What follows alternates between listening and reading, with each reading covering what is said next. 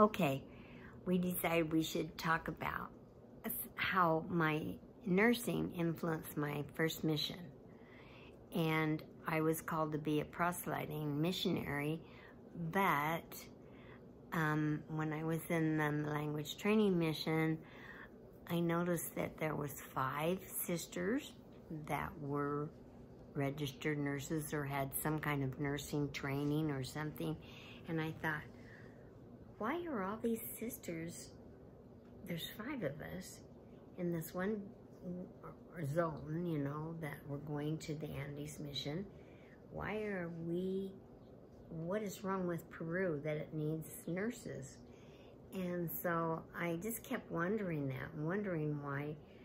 And because when we'd be taught by the missionaries that had returned, the return missionaries from my mission, from the Andes mission, they would say, but you sisters will be in Lima the whole time because, and I said, why? And they said, well, because the sisters are always sick. And I thought, that doesn't sound right. There should be something that they should do if the sisters are getting sick. And I was worried about that because I had talked to other missionaries that had come home from South America that had parasites and all sorts of problems. And I kept praying the Lord wouldn't do that. And when I was set apart, I was set apart by an apostle, and he set me apart, and he blessed me 3 times with the skill to be healthy and strong, the skill for the knowledge to learn how to be healthy and strong in that country, and how to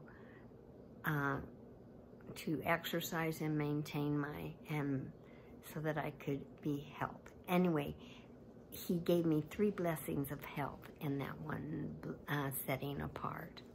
And then when I went down to Ayacucho, when I went down to Lima, the president, I was waiting for the president to tell me where I was going to be sent for the first assignment. And he said, Hermana, I don't generally do this, but he asked me about my nursing skills, and I said, well, I mostly have had, done pediatric nursing and maternity nursing and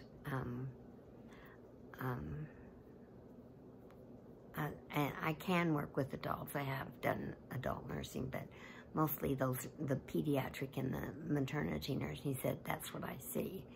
And he said, I'm going to send you up to this little town of Ayacucho, Peru. And he said it's very, very, what do you call, not third world. He didn't, because that wasn't a term we used in those days, but it was very third world type thing. And where the poor people were. And he says you will find very few modern facilities there. And he said, and I want you to teach the sisters in the Relief Society how to use their circumstances to build up their homes and to become better homemakers than that. And I thought, well, okay. I don't know what it was, but I do feel that the Lord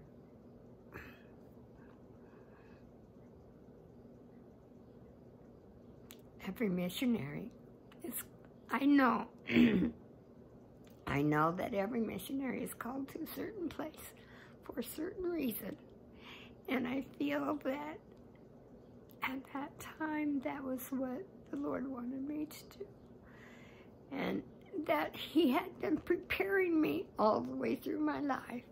I came from a very poor home where I told you about it the other day, that our kitchen counter, we lived in an unfinished house most of my growing up years till I was a teenager. And the kitchen counter was just grapefruit crates, those big crates that they bring grapefruit to the market in, and pumpkins and melons and things like that. And my dad had just gone around and gathered a few of those. And he put a strip of linoleum across the top, and that was our cabinets in our house until I was like 16, 17, when my brother Scott became old enough to help him finish the kitchen. And because of that experience of working on that lower poor level, and because of living and learning how to pinch pennies and eating from the garden and things like that, my mother, I remember her serving me chicken feet soup and brains and things when we butchered animals and things like that. And so Peru was perfect for my mission because I was used to that kind of stuff. And so, anyway, when we went up to this little town, I tried to teach the women. The women lived in a little adobe houses. The people lived in adobe houses, okay? And I remember this one sister we went into. I had a companion that was kind of hard to get along with because she was instructed by the president that she would be my interpreter.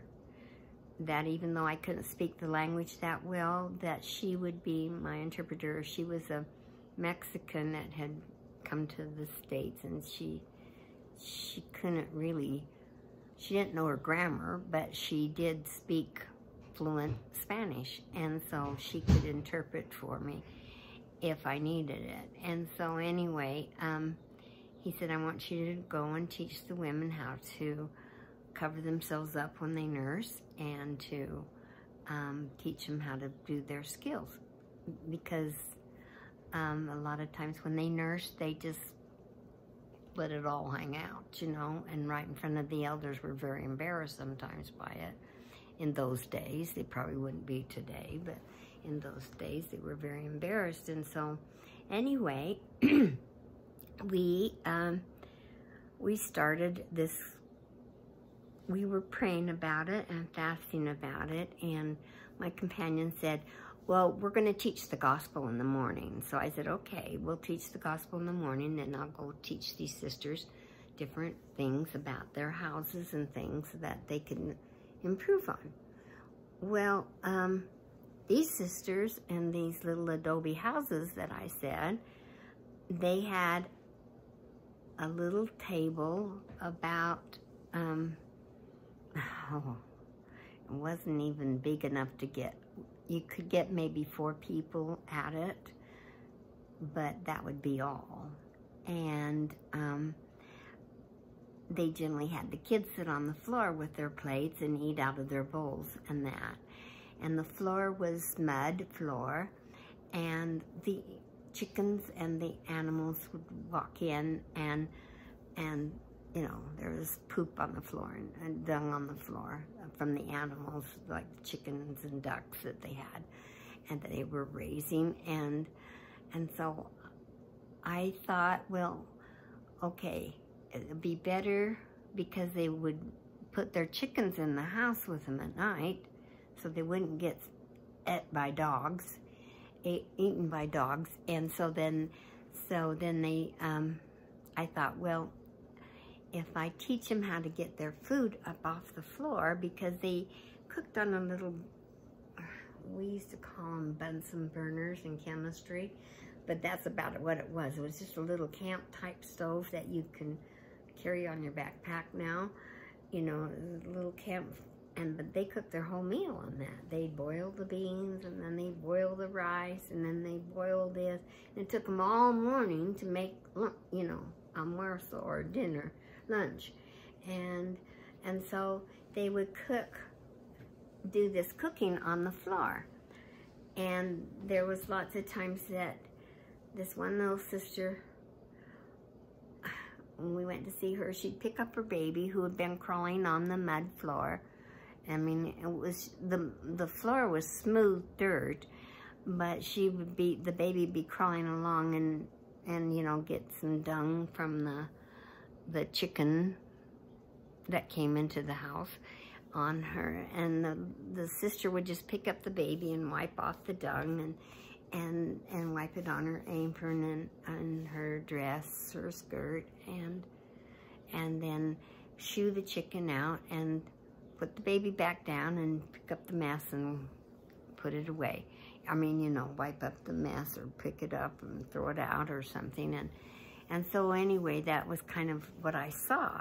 And so I thought, if I can get them up, so I suggested that they get crates, you know, like that, the wooden crates that we used when I was a girl to have for counter. So I put the wooden crates around, and then they could have their dinner and food preparations up out of the way of the chickens and the ducks and the whatever. And so that's kind of what we started to do. And this one sister would spend her, she'd spend 2 centavos and get, buy little pancitos for the missionaries when they came around to visit. And because it was a little branch, we visited them quite often. And then she'd have another centavo for a little pat of butter.